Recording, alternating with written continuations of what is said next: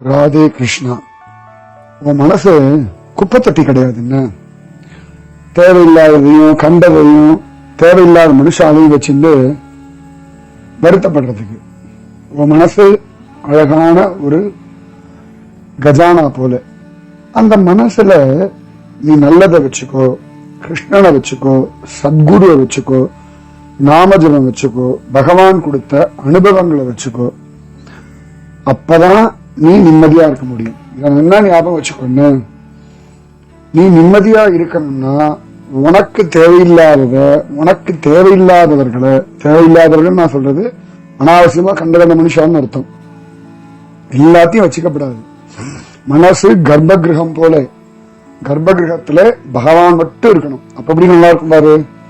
நீ கோவில் ஆகணும்னா மனச கர்ப்ப கிரகமா வச்சுக்கோ. இன்னில இருந்து சந்தோஷமா இரு. ராதே கிருஷ்ணா.